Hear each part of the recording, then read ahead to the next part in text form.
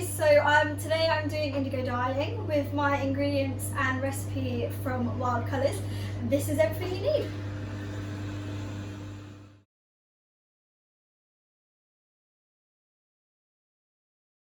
For health and safety, you should wear a mask and goggles or glasses because some of the chemicals aren't very good for you, and gloves because the indigo dye can stain your skin. First of all, I'm going to measure this indigo. This is the Tamil Nadu indigo, and into a jam jar for 15 grams.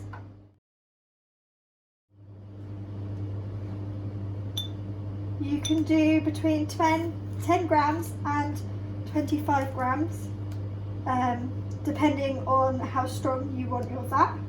I'm going to do 10 grams. So I'm using rainwater that I have collected over the last couple of weeks because it is advised that you use soft water. However, I live in a hard water area, so rainwater is to be used instead. And we need to boil 50 millilitres of it. We're now going to add 50 millilitres of the hot boiling water into my jug, pour the indigo powder in and mix fast to dissolve the powder. Once the powder is dissolved, I will then quickly put clean film over the top and let it cool.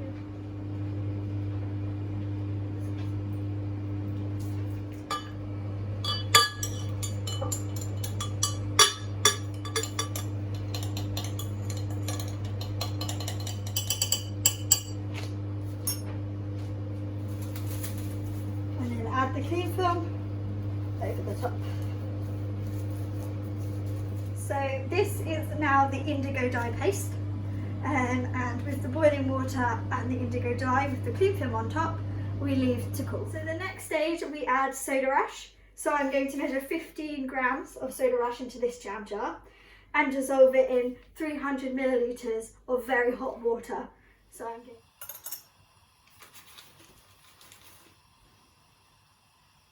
I'm going to pour 300 millilitres of the very hot water at 80 degrees into the jug.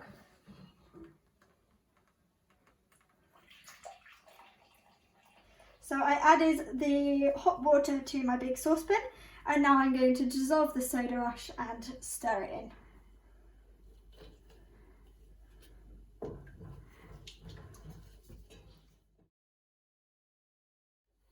This now is the soda ash solution with the soda ash dissolved inside. We now need to wait for the water to cool to 45 degrees, and then we add it to our indigo paste over there that we made earlier. Now this solution has cooled to 45 degrees. I'm going to add it to my indigo paste and mix well.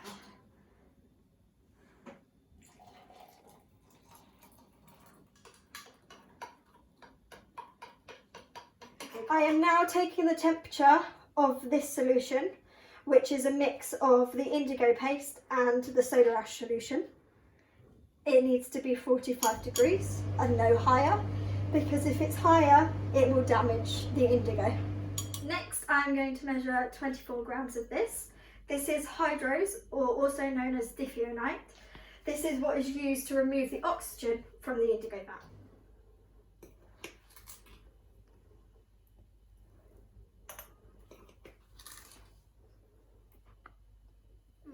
I'm now going to use the spoon to sprinkle the dithionite slowly into this solution.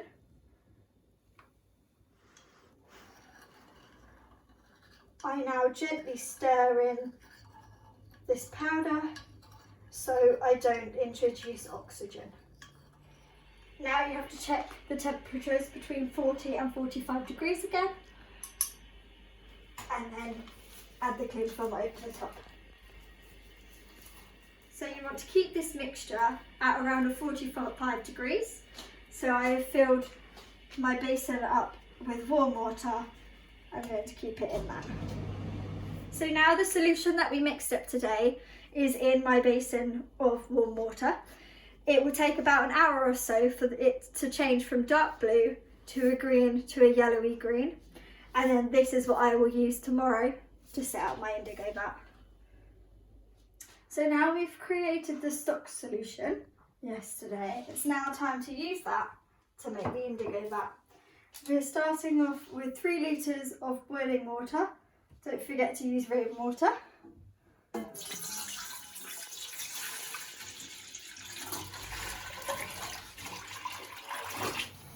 the water's boiling, we're going to add 3/4 teaspoon of soda ash to our water and stir this in.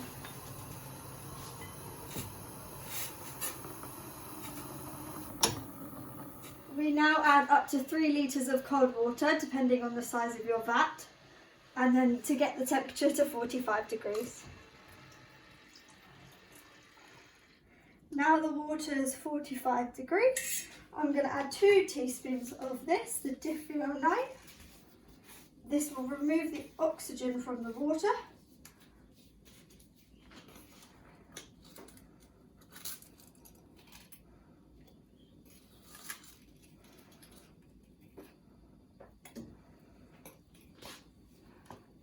And I'm going to stir this in. Once all of this chemical is dissolved in the water, I will let it sit for 15 minutes so it can work and remove the oxygen. During the 15 minutes, you also want to add a drop of washing up liquid. We made the stock solution yesterday of the indigo paste. We want to warm this up to 45 degrees as well.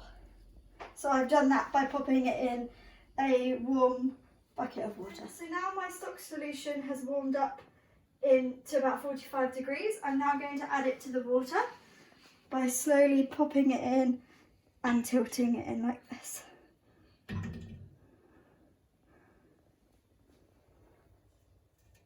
Do not pour it from above, as this will add oxygen to the water.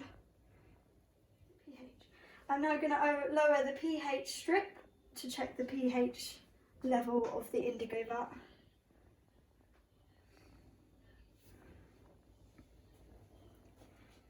It should be at least 9 or higher. Because my pH level is between a 7 and an 8, and it needs to be about a 9, I'm going to add 3/4 teaspoon of soda ash into 100 millilitres of very hot water.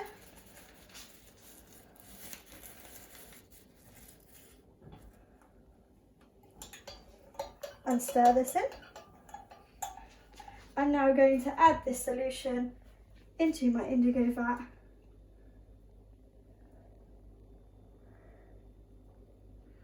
And now I'm just going to check the level again, and hopefully it hasn't increased.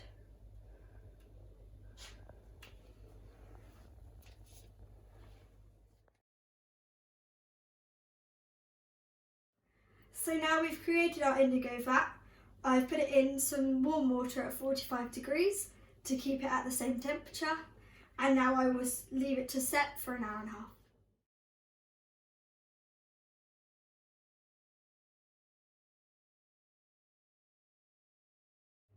This is a canvas bag that I will be shibori stitching and dyeing in my indigo vat. This is a stencil I used, and it will create a circular pattern, and this would be the fold, as you can see on the back. You pull the stitching closely together like this, so it creates a pattern like this, and the ties need to be tied really tight knots.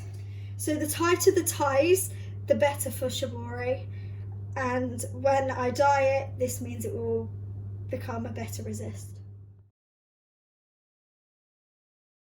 This is a large shibori piece that I've stitched earlier. I've been soaking it in water for the last 2 to 3 hours, and now I'm going to indigo dye it.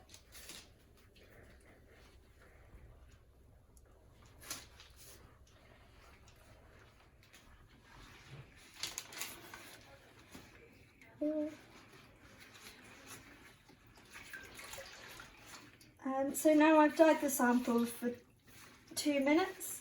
I need to let it oxidise, and it will turn a dark shade of blue.